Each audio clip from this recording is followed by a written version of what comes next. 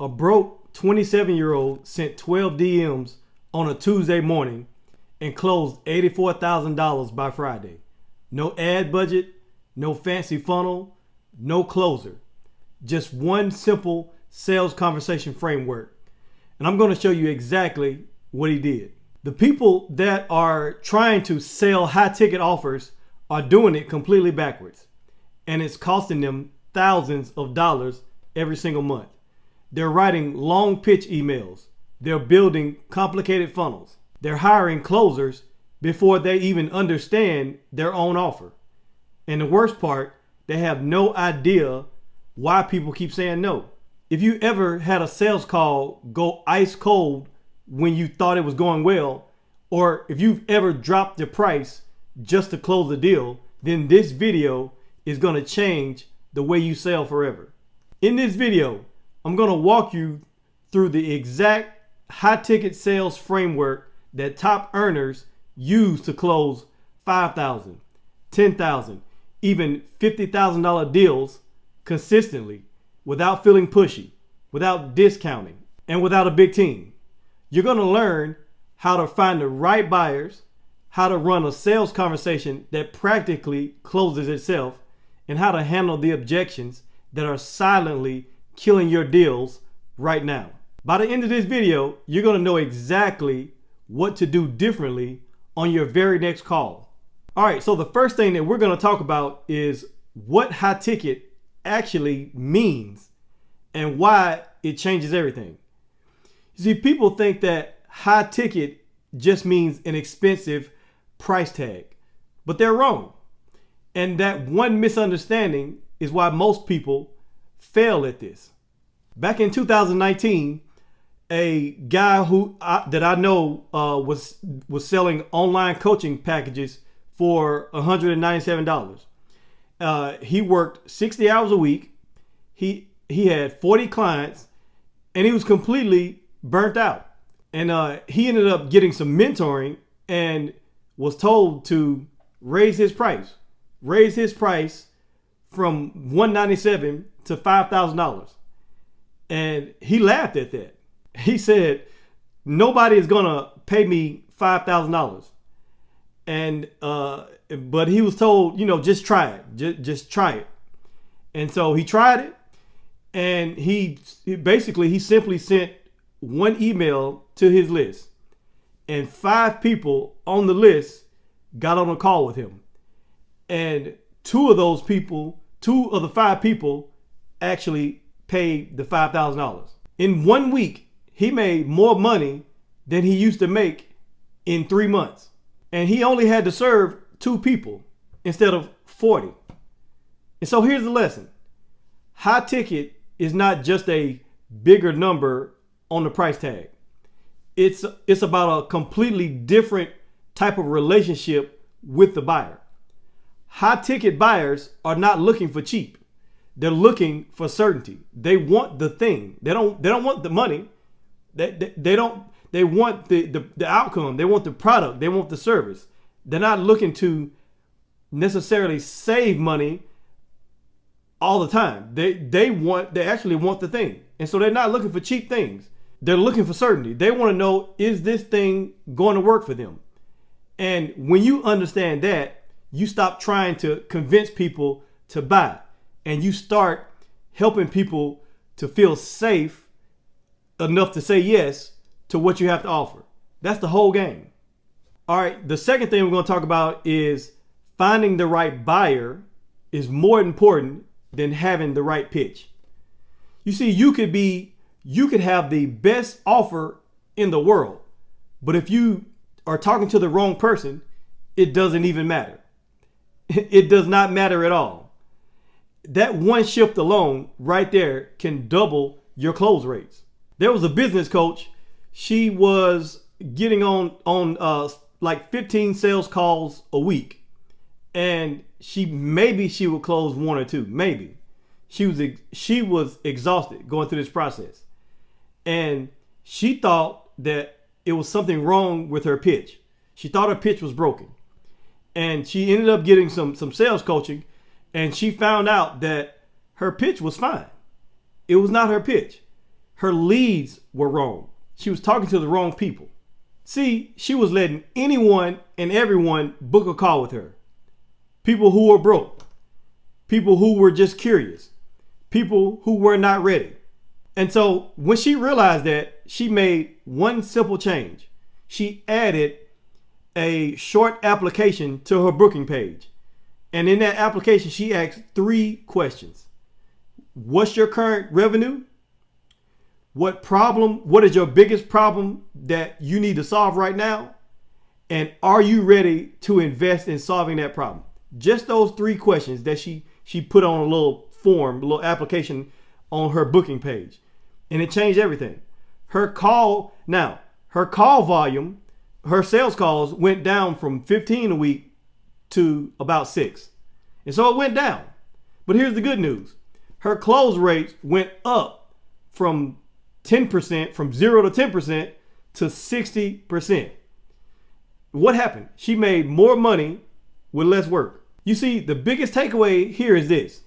The right buyer is someone who is already looking to solve the problem. It's the right buyer is somebody who already know that they have the problem that your offer solves. They already know they have the problem. And so you're not trying to talk them into buying something because they understand this is the problem that I have, and they understand that you have the solution. And so they already have the money to pay for it. They're ready to buy it. And your job is not to create desire. Your job is to find the people who already have desire and want to buy what you have to sell. And so qualify hard before you jump on a sales call, so that after you do that, the sales call is easy. All right, the next thing I want to talk about is the sales conversation framework that closes without pressure. Stop pitching and start diagnosing. You see, the highest paid salespeople in the world don't sound like salespeople at all. They actually sound like doctors. What does that mean? Well, think about the last time you went to a doctor. Did the doctor come in the room and just start immediately telling you about a pill that they think you should take? Did the doctor immediately come in and say, I think you need to have surgery? Did they do that? No. They ask you questions first. They ask you questions like, where does it hurt? How long has it been hurting? When did you first realize this? Like, what have you already tried? They ask these questions until they fully understand your problem. And then, and only then, do they recommend a solution. And that recommendation, it feels like help. It feels like help. It's not a sales pitch. And you trust it. And so the best high ticket sales calls work exactly the same way. There's a simple structure. The first thing is you build rapport. Build rapport with them. Just be a human for 2 minutes. Be a human and build some rapport with them. And then you ask them what's going on. And then let them talk. Don't interrupt them. Let them talk. And then ask follow-up questions like, how long have you been dealing with this problem? And what have you tried so far? And then you ask them, what happens if you don't get this fixed? That last question is the most important one, because you want them to feel the cost of staying stuck. And so you ask them, well, what happens if you don't get this fixed? Right? You want them to feel that. You want them to feel this problem. You want them to feel the cost of staying stuck. Not because you're trying to be mean to them, but because you want them to connect the dots on their own. And then after they've told you the full story, then you show them the path from where they are now to where they want to be. And then you present your offer as the vehicle on that journey. And then you ask, does this make sense for where you at right now? Like, does this make sense to you? And then you stop talking. Stop talking. You see, the lesson here is ask more and talk less. When the buyer hears themselves say their problem out loud, they've already started selling themselves. All right, the next thing that I want to talk about is how to handle the 3 objections that kill most deals. When someone says, I need to think about it, they're not saying no. They're saying that they don't feel safe. And here's how you fix that. First, let me tell you about a salesperson that I know.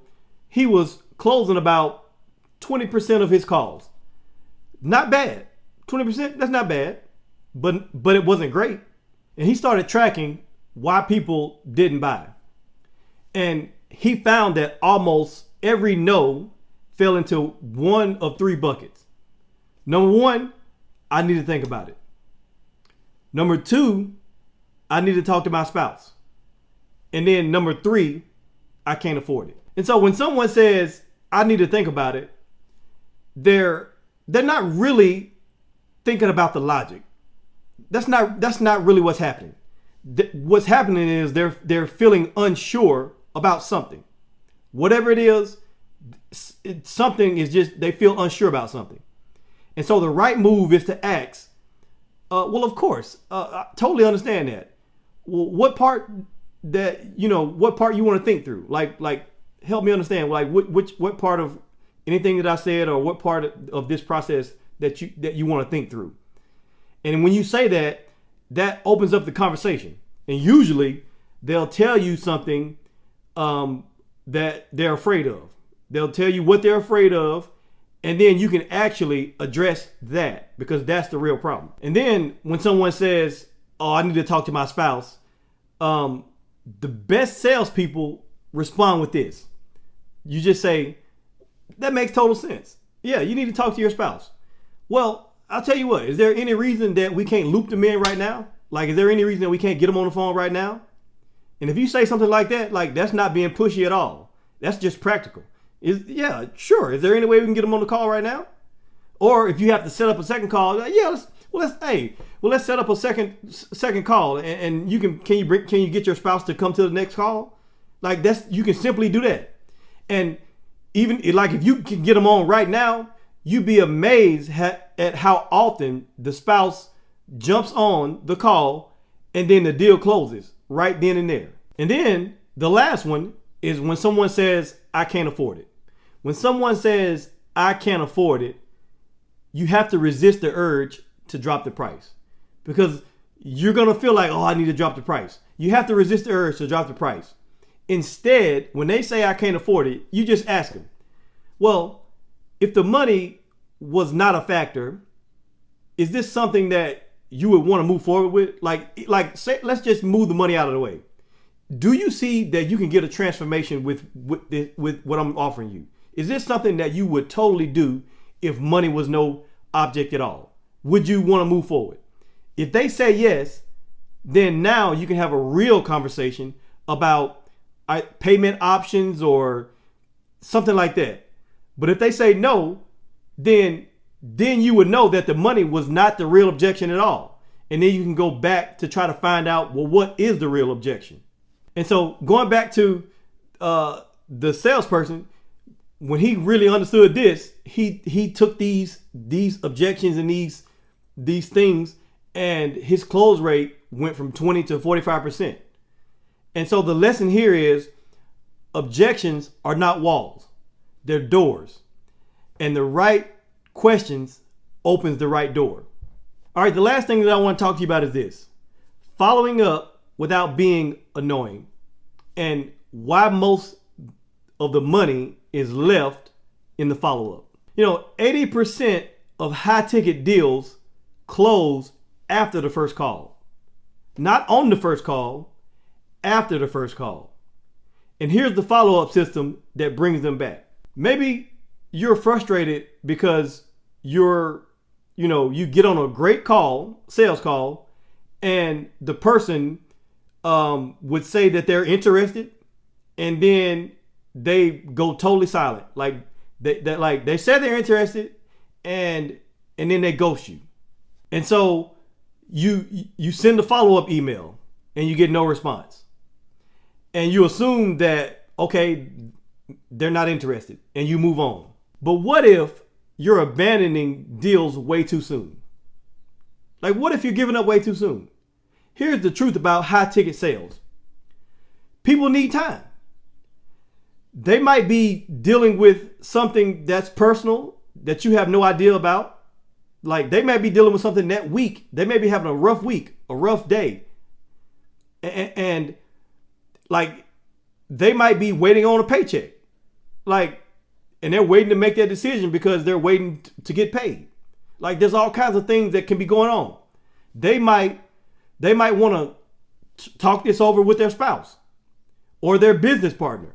You just never know. And so silence does not mean no. Silence usually means that life got in the way.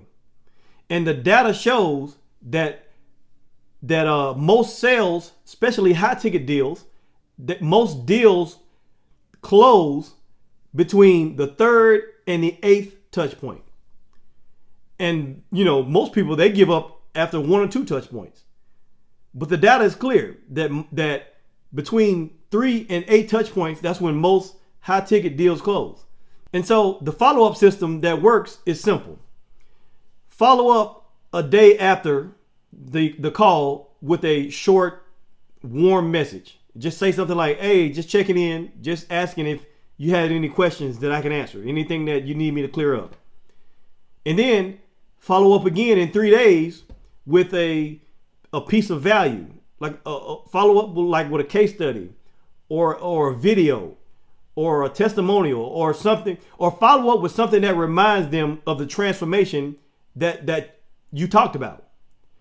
And then follow up 1 week later with a little scarcity message. Say something like, hey, I got 1 slot left, opening it up next week. 1 slot, opening it up next week. If you want it, let me know.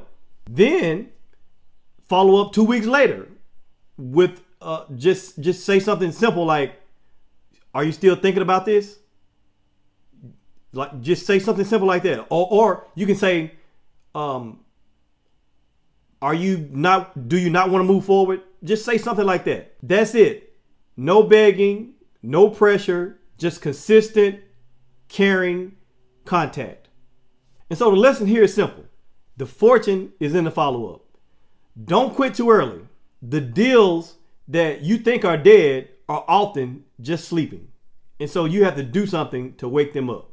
And so here's what I want you to take from this video. High ticket sales is not about being slick. It's not about a magic script, but it's about genuinely understanding what your buyer is going through and then showing them that you have the path to get them out of it. The people that are closing 10K, 20K, 50K deals are not smarter than you. They're not more charismatic than you.